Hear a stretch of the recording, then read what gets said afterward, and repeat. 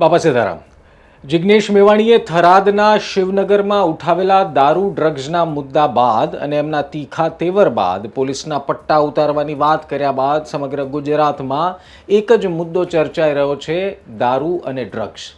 કોંગ્રેસના નેતાઓ ઠેક ઠેકાણે વાતનો ઉલ્લેખ કરી રહ્યા છે કે કેટલાક પોલીસ અધિકારીઓ ભ્રષ્ટ છે અને દારૂ અને ડ્રગ્સના વેચાણને મંજૂરી આપી રહ્યા છે અને અવાજ ઉઠાવી રહ્યા છે, સરકારને ઘેરી રહ્યા છે.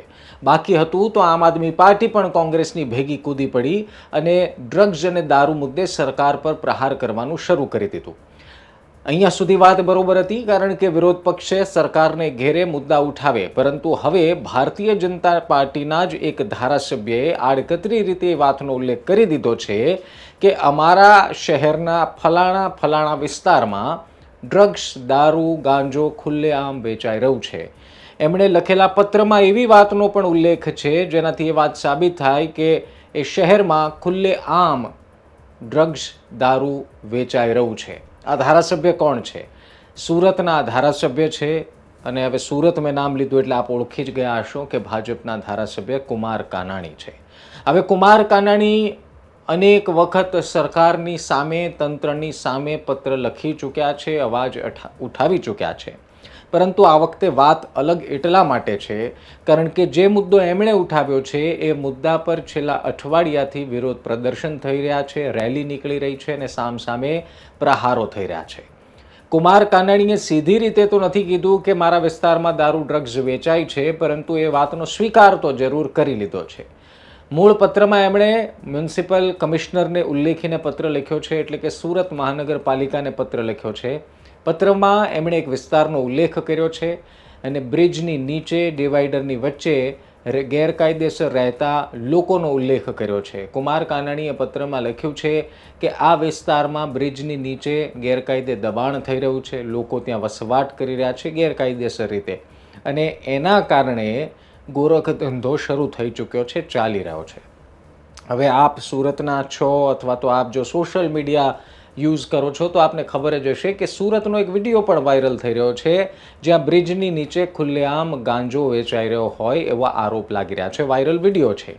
હવે આ વાતને લઈને જો કુમાર કાનાણીએ કોર્પોરેશનને પત્ર લખ્યો છે અને લેખિતમાં જવાબ માંગ્યો છે અને દબાણ દૂર કરવા કહ્યું છે. મહત્વની વાત એ છે કે આ આખા પત્રની વચ્ચોવચ એ વાતનો ઉલ્લેખ કર્યો છે કે આ દબાણ દૂર ન કરવાના કારણે, દબાણ થવાના કારણે જે ગેરકાયદેસર રીતે લોકો રહે છે એના કારણે ત્યાં ગોરખધંધો ચાલી રહ્યો છે. ગોરખધંધો એટલે કે ત્યાં ડ્રગ્સ, દારૂ અને ગાંજો સહિતના નશીલા પદાર્થ ખુલ્લેઆમ વેચાઈ રહ્યા છે. હવે કુમાર કાનાણીએ તો આ પત્ર મ્યુનિસિપલ કમિશનરને એટલે કે મહાનગરપાલિકાને લખ્યો છે, પરંતુ એનાથી એક વાત તો સાબિત થાય છે કે ભારતીય જનતા પાર્ટીના જ નેતા એ વાતનો સ્વીકાર કરી રહ્યા છે કે સુરતમાં ડ્રગ્સ, દારૂ વેચાઈ રહ્યું છે. હવે ત્યાં વેચાઈ રહ્યું હોય કે બીજે વેચાઈ રહ્યું હોય, પરંતુ એનો એક મતલબ તો એ થયો કે સુરતમાં ડ્રગ્સ અને દારૂ મળે છે. હવે આ જ ગંભીર વિષય છે. હવે આ એ સુરતની વાત કરી રહ્યા છે જ્યાંથી નાયબ મુખ્યમંત્રી, ગૃહમંત્રી હર્ષ સંઘવી આવી રહ્યા છે. આપણે એ સુરતની વાત કરી રહ્યા છે કે જેને ભારતીય જનતા પાર્ટીના કદાવર નેતાઓ રિપ્રેઝેન્ટ કરી રહ્યા છે. હવે એવા સુરતમાંથી જો એમના જ પક્ષના ધારાસભ્ય આવી રીતના પત્ર લખી દારૂ, ડ્રગ્સ ખુલ્લેઆમ વેચાય છે એવો વાત કરે તો પછી સવાલ એ થાય કે જિગ્નેશ મેવાણીએ અથવા તો કોંગ્રેસે ઉઠાવેલો મુદ્દામાં તથ્ય કેટલું છે? શું એને ખોટું સાબિત કરી શકે? અને એને તો ખુદ સાચું સાબિત કરી રહ્યા છે ભારતીય જનતા પાર્ટીના ધારાસભ્ય. તો હવે સરકાર શું સુરતમાં પગલાં લેશે? અને જો સુરતમાં પગલાં લેશે તો પછી કોંગ્રેસે જે વિસ્તારમાં આરોપ લગાવ્યા છે ત્યાં પણ પગલાં લેશે ખરી? કે પછી આને એક રાજકીય મુદ્દો બનાવીને વાર પ્રહાર, પ્રતિકાર કરીને આ મામલાને શાંત પાડી દેવામાં આવશે? મૂળ વિષય તો એ છે કે સામાન્ય જનતા જે આવા દૂષણોથી ત્રસ્ત છે એને દૂર કરવાને બદલે હવે એક રાજનીતિનું એક નવું ચેપ્ટર શરૂ થઈ ગયું છે, જે ન થવું જોઈએ. તમારું શું માનવું છે કમેન્ટમાં જરૂર લખજો. વિડીયો ગમ્યો હોય તો શેર જરૂર કરજો કે જેથી કરીને આ વાત જે છે એ ગાંધીનગર સુધી આસાનીથી પહોંચી જાય.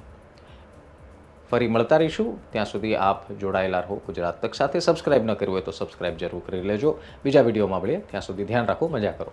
બાપા સીતારામ.